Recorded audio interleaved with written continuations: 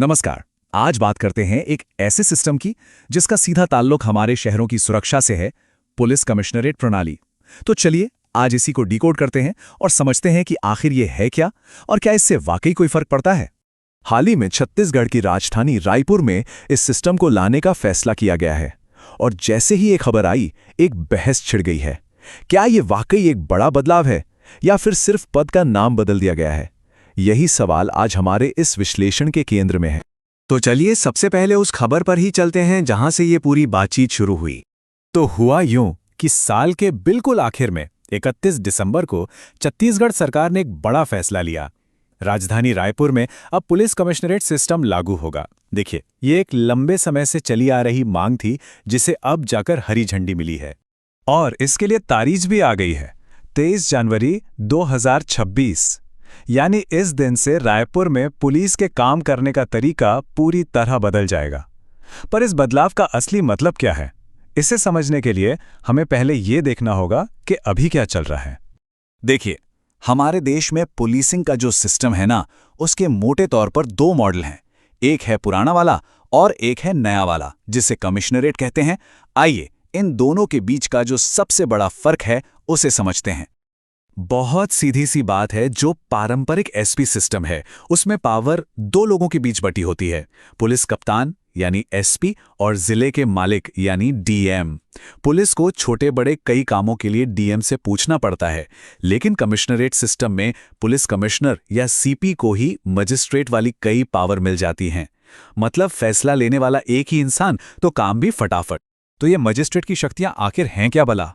अच्छा, ये वही पावर हैं जो आमतौर पर एक डीएम के पास होती हैं। जैसे कहीं भीड़ बेकाबू हो रही है तो लाठीचार्ज का ऑर्डर देना, या किसी धरने प्रदर्शन की इजाजत देना, या फिर हथियार और बार के लाइसेंस जारी करना। कमिश्नरेट सिस्टम में इनमें से ज्यादातर अधिकार सीधे पुलिस के हाथ में आ जाते हैं। और मजे की बात यह है कि ये जो दो बॉस वाला सिस्टम है ना, ये कोई आज का नहीं है, ये हमें अंग्रेजों से विरासत में मिला है। सोचिए, 1861 का पुलिस एक्ट आज भी हमारे कई शहरों में चल रहा है। तो सवाल उठता है कि भाई, इस सदियों पुराने सिस्टम को बदलने की इतनी जल्दी क्यों है?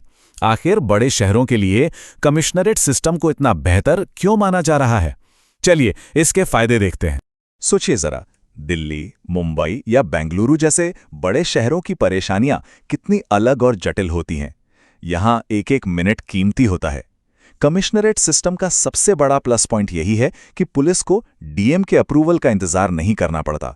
इससे किसी भी संकट में एक्शन तेज होता है और पुलिस की जवाबदेही भी सीधे कमिश्नर पर तय हो जाती है। और ये सब सिर्फ थ्योरी नहीं है, जमीन पर इसके नतीजे दिखे हैं। नोएडा का उदाहरण लीजिए, वहां कमिश्नरेट सिस्टम लागू होने के सिर्फ 2 साल के अंदर लूट के मामलों में करीब 70% की गिरावट आई। सोचिए, 171 से सीधे 52 पर। और इतना ही नहीं, नोएडा में पुलिस का एवरेज रिस्पॉन्स टाइम, मतलब कॉल आने पर मौके पे पहुंचने का समय, घटकर सिर्फ 6 मिनट रह गया। ये दिखाता है कि जब कमांड एक होता है तो पुलिस कितनी ज्यादा असरदार हो जाती है। नोएडा के ये आंकड़े तो वाकई कमाल के हैं, लेकिन यहीं आकर रायपुर की कहानी में एक ट्विस्ट है। क्या रायपुर को भी वैसी ही पावरफुल कमिश्नरेट प्रणाली मिल रही है जैसी नोएडा में है? रिपोर्ट्स में जो बात सामने आ रही है वो थोड़ी चिंताजनक है। कहा जा रहा है कि रायपुर में जो सिस्टम लागू हो रहा है वो कहीं नाम बड़े और दर्शन छोटे वाला मामला न बन जाए। मतलब कमिश्नर का पद तो होगा, लेकिन उसके पास असली शक्तियां शायद नहीं होंगी। तो फर्क कहां आ रहा है? देखिए, एक आइडियल कमिश्नरेट में पुलिस के पास आर्म्स लाइसेंस या बार लाइसेंस देने की पावर होती है। वो गुंडों को जिले से बाहर यानी तड़ीपार कर सकती है। लेकिन रायपुर के लिए जो ड्राफ्ट बना है उसमें ये जरूरी शक्तियां पुलिस को नहीं दी जा रही हैं। उन्हें बस धारा 151 जैसी कुछ सीमित शक्तियां ही मिलेंगी। पर ऐसा क्यों हो रहा है? अक्सर इसके पीछे होती है ब्यूरोक्रेसी की खींचतान। आईएएस लॉबी नहीं चाहती कि उनकी शक्तियां कम हों और पुलिस को मिले। ऐसा ही कुछ मध्य प्रदेश में भी हुआ था। वहां इतने विरोध के बाद एक दंतविहीन यानी बिना पावर वाला कमिश्नरेट सिस्टम बना दिया गया, जिसका कोई खास फायदा नहीं हुआ। तो अब ये मामला सिर्फ रायपुर का नहीं रह जाता। ये पुलिस सुधार के उस बड़े सवाल को सामने लाता है जो पूरे देश के लिए है। क्या हमें सिर्फ नाम का बदलाव चाहिए या फिर हम असली सुधार के लिए तैयार हैं? ये टाइमलाइन पूरी कहानी साफ कर देती है।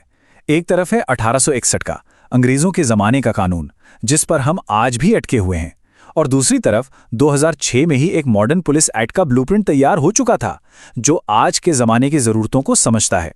तो मतलब साफ है, असली सुधार सिर्फ कमिश्नर का बोर्ड लगाने से नहीं आएगा।